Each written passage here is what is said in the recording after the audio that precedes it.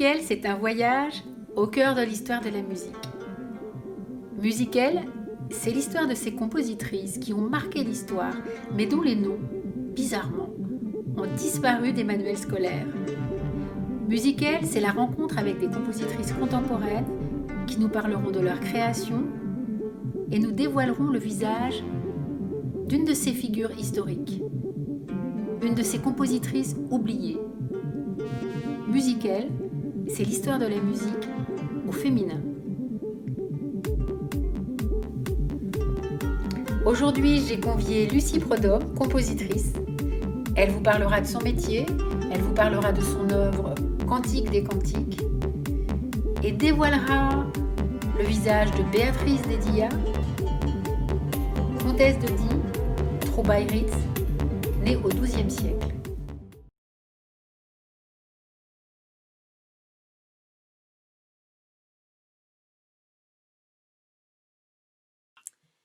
Eh bien, je suis compositrice et pédagogue. Je compose de la musique électroacoustique, dite acousmatique, de la musique mixte et aussi de la musique instrumentale. Euh, j'ai commencé mes études par des études de piano tout à fait classiques, mais je crois que déjà c'était déjà dans les gènes, je crois. En fait, j'étais pas une très très bonne pianiste.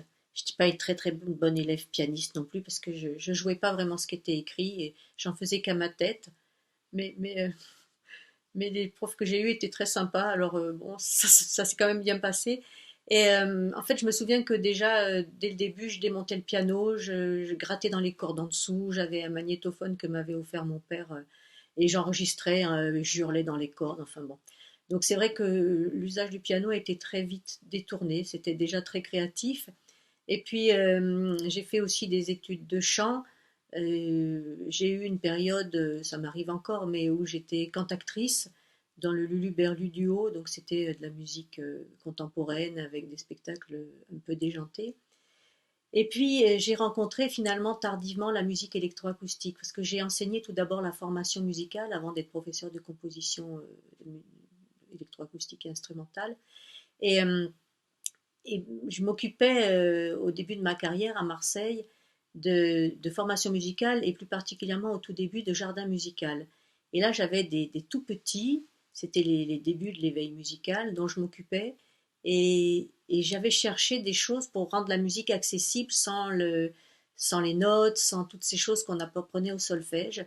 Et j'avais trouvé des disques de musique un peu étranges, des gens qui s'appelaient Parmigiani, François Bell. J'avais trouvé ça dans les bacs, parce qu'il y avait encore des disquaires à l'époque, et j'avais trouvé ça dans les bacs, et je trouvais que ça ressemblait vraiment à tout ce qu'on faisait, parce qu'on jouait avec des corps sonores, enfin je savais pas que ça s'appelait des corps sonores à l'époque, mais avec toutes sortes d'objets, de choses qu'on grattait, qu'on frottait, on cherchait à écouter comment c'était, enfin il y avait tout ce travail-là qui se faisait, et en formation musicale aussi, je passais pour une douce dingue, je pense, auprès de mes collègues, parce que j'avais pas envie d'aborder comme moi j'avais pu aborder alors les dictées, les rythmes comme ça, les notes comme ça, et j'avais envie que les élèves fassent de la musique et qu'ils ressentent la musique avant d'apprendre à lire et écrire. Donc ils venaient avec leurs instruments, enfin c'était très joyeux, un peu foutoir peut-être, mais c'était très expérimental. Et puis un jour, mais ils n'étaient pas plus mauvais que les autres hein, à la fin de l'année, mais c'était plus marrant, on faisait de la musique. Et un jour, je rencontre Pascal Gobin parce qu'il devait écrire quelque chose pour des élèves adultes que j'avais en formation musicale. Et puis on discute de ce que je faisais, ce qu'il faisait, enfin bon. Et puis à un moment, il me dit, mais ce que tu fais, c'est de la musique concrète, c'est de la musique électroacoustique. Moi, je dis, mais c'est quoi ça? Je sais pas ce que c'est. Ben, si tu écoutes Parmigiani, c'est musique électroacoustique.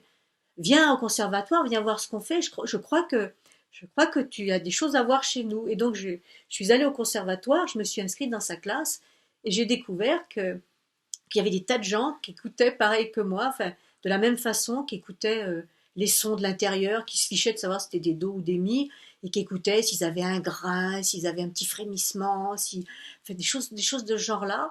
Et, et j'ai commencé mes études de composition électroacoustique dans cette classe. Et ça a été une révélation. Ça a été une révélation pour mes oreilles. Ça a été une révélation parce que d'un seul coup, je me suis sentie beaucoup moins seule et je me suis rendu compte qu'il y avait des gens aussi, euh, aussi attentifs que moi à ce qu'on pouvait écouter, ce qu'on pouvait entendre, qu'on pouvait mettre des mots là-dessus, parce qu'il y avait même un solfège de l'objet sonore, et que du coup, ça s'enseignait aussi dans les conservatoires. Alors moi qui avais l'impression d'être un peu à côté de la plaque et d'être un peu allumée, quoi, ben, du coup, je me suis sentie moins seule. J'ai eu plein de copains et plein de copines qui étaient comme moi, et ça a été le début d'une grande aventure. Et puis donc j'ai fait mes études de composition électroacoustique au Conservatoire de Marseille. C'était déjà tardif parce que je pense que j'avais à peu près une trentaine d'années, enfin pas loin d'une trentaine d'années quand j'ai commencé, peut-être 20, je sais plus, enfin bon, peu importe. Et donc j'ai eu mon prix et à la suite de ça, eh bien j'ai monté la classe de composition électroacoustique de la Cité de la Musique à Marseille, là où j'avais commencé à enseigner la formation musicale. Et cette classe donc a vu le jour, je crois, vers 2002, me semble-t-il. Parallèlement à ça, j'étais rentrée au laboratoire musique et informatique de Marseille, où travaillait aussi Pascal Gobin, parce que c'était un laboratoire de recherche avec des gens comme Marcel Frémiot, comme Jacques Mandelbrot, qui était le plasticien scientifique, d'autres compositeurs, Pierre Malbosc, enfin plein de gens passionnants avec qui j'ai eu la chance de travailler sur un projet de recherche qui était chapeauté par François Delalande, qui s'appelait les unités sémiotiques temporelles, qui était un prolongement finalement des travaux de Schaeffer et un outil d'analyse sur comment on pouvait analyser la musique contemporaine et la musique électroacoustique en priorité. Donc ça a été un grand travail sur lequel j'ai été présente jusqu'en 2008 à peu près. Et tout ça, ça m'a apporté une écoute très particulière et cette envie de travailler sur l'écoute dans mon travail de compositrice et aussi de transmettre cette attitude d'écoute et de la partager avec des étudiants. Et puis je suis arrivée à Perpignan en septembre 2014, je crois, pour prendre la suite de Denis Dufour. Et je suis maintenant donc professeure de composition dans cet établissement. Voilà. Et quand je parle de l'écoute, en fait, sur mon travail de compositrice, cette écoute, elle est extrêmement importante. Alors, je pense qu'elle est liée à cette formation schaefferienne, bien évidemment, mais elle était déjà présente avant. Et dès mes premiers travaux, en fait, elle a toujours été présente, même si ça s'est affiné au fil du temps. Le propos que j'ai, c'est vraiment d'amener les auditeurs à à une écoute très très attentive. Donc j'essaye de trouver des moyens de les amener à cette écoute très très attentive. Et ils ont à travailler. En fait, quand je compose l'écoute de l'auditeur et je sais qu'il aura une part de travail à faire. Donc où il accepte ou il accepte pas. Mais en tout cas, ce qui m'intéresse, c'est vraiment de dire aux gens, vous avez des oreilles, c'est pas parce que dans le monde où on est, il y a du bruit partout, il y a de la musique partout, et quand vous regardez quelque chose, il y a à la fois à voir, à entendre, et que c'est très compliqué, vous êtes beaucoup sollicité, et que du coup, vous écoutez plus rien, vous voyez plus rien. Là, l'idée, c'est vraiment, je fais le choix d'une écoute, je me pose pour écouter ça, je sais que ça va me prendre un moment, ça va me prendre du temps, mais je fais cet effort-là, et donc j'ouvre mes oreilles au monde, et je les ouvre peut-être autrement, enfin tout au moins, c'est ce que j'espère. Et quand je travaille, j'ai beaucoup de temps dans ce qu'on appellerait la maturation du projet. C'est-à-dire que ce qui me prend le plus de temps, c'est de penser le, le, le, euh, l'idée de départ, bien évidemment, ce que j'appellerais l'idée poétique ou l'idée conceptuelle, mais après, qu'est-ce que je vais en faire musicalement? Comment je vais construire cette écoute? Comment je vais l'élaborer? Quel type de son je vais pouvoir faire? Il y a tout un travail qui est très très long où je fais des schémas, des esquisses, comme les travaux préparatoires pour un peintre peut-être, enfin, j'imagine. Et ça me prend beaucoup de temps. Et quand tout ça est à plat sur le papier, en fait, dans ma tête, j'entends complètement la pièce. Donc pour les pièces électroacoustiques, bien évidemment, mais pour les pièces instrumentales ou mixtes, j'ai un peu tendance à faire la même chose. Et là, pour moi, la pièce, elle est terminée. Et la suite, qui va prendre des dizaines et des dizaines d'heures, bien évidemment, selon la durée, la suite, eh bien, c'est finalement que la réalisation purement, ouais, purement artisanale, je dirais, du projet.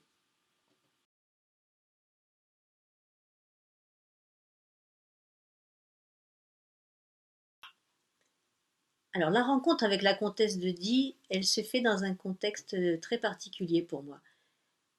Comme j'enseignais la formation musicale et que je pense toujours d'ailleurs, qu'il était important aussi d'avoir une culture musicale, pour mes élèves, autant adulte qu'enfant, je faisais une partie du cours qui était en fait de la culture, où on découvrait des courants musicaux, enfin bon, un peu tout ça. Et puis un jour, donc c'était le cours sur les troubadours, donc je vais à la médiathèque et je fouille dans le bac à musique ancienne, enfin, je ne sais plus comment c'était rangé, et je cherche et je tombe sur un CD Troubadour et Troubaïritz, je crois que c'était, ou que Troubaïritz, je ne me souviens pas. Je regarde ce truc, je me dis mais qu'est-ce que c'est ça, les Troubaïritz? Je vais voir la médiathèque, la responsable de la médiathèque, elle me dit ah mais ce sont des femmes troubadours. Je dis ah, donc je prends le disque, je rentre chez moi, je lis, j'écoute, et c'est ainsi que j'ai découvert, entre autres, mais elle était dedans, et ben la comtesse de Die, avec une pièce qui s'appelait Achantar, je ne sais plus quoi, et je crois que c'était même Montserrat Figueras qui chantait, enfin c'est assez loin, et je me suis dit mince alors, il y a des troubadours femmes, et je ne le savais pas. Moi, professeur de formation musicale, qui suis censée quand même avoir eu une culture musicale suffisamment large, je connaissais pas. Je connaissais pas la comtesse de Die. Et du coup, ça m'a renvoyé à une autre expérience que j'avais faite pas très longtemps avant, c'était à peu près à la même période, quand j'avais passé mon premier CA en composition électroacoustique.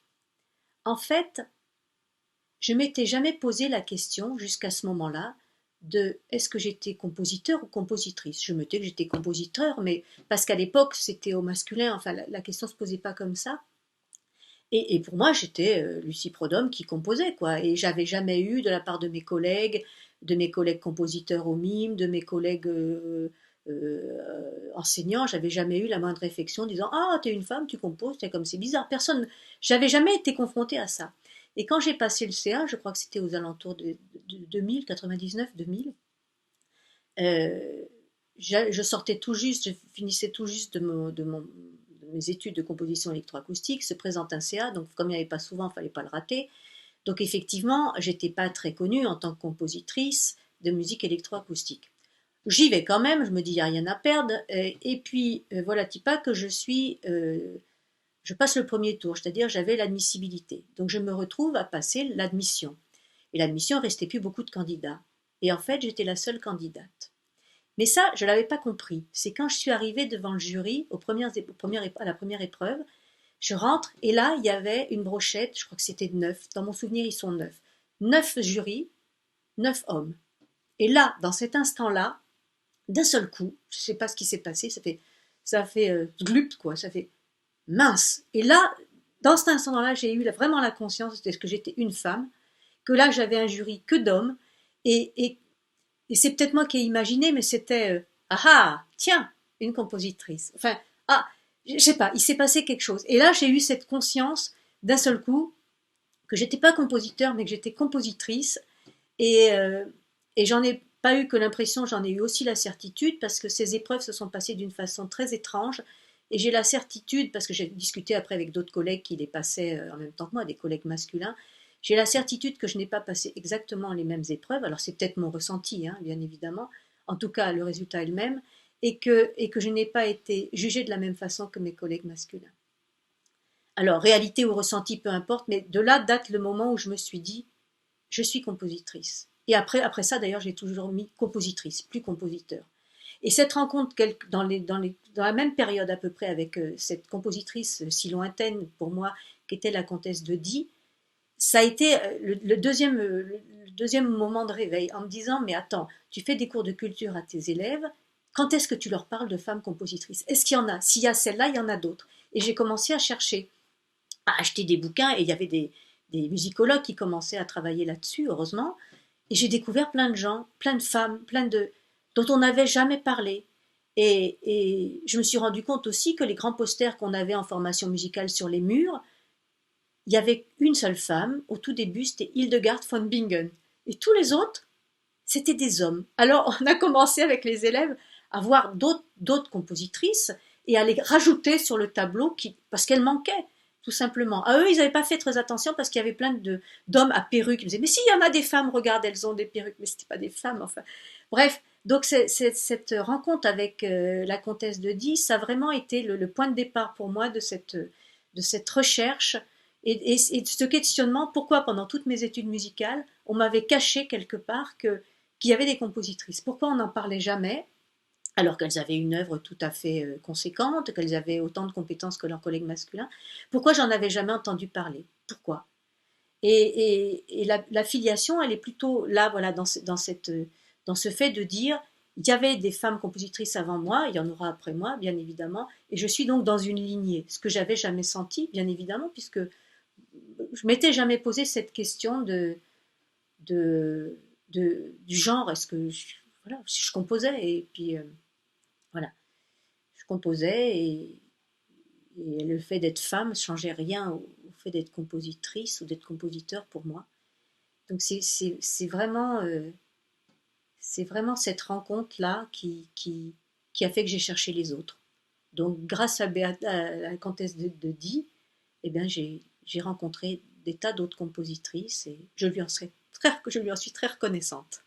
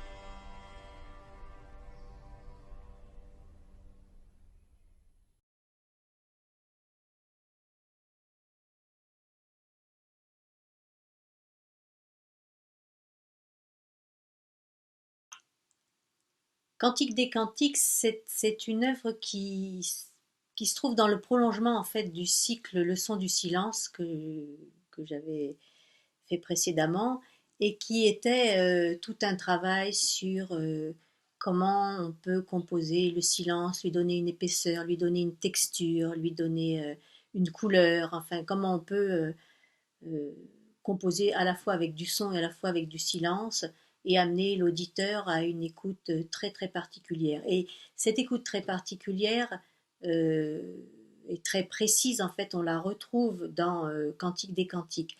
Cantique des Cantiques, c'est né de lecture de vulgarisation scientifique d'un ouvrage de Christophe Galfard qui s'appelait, je crois, L'univers à portée de main.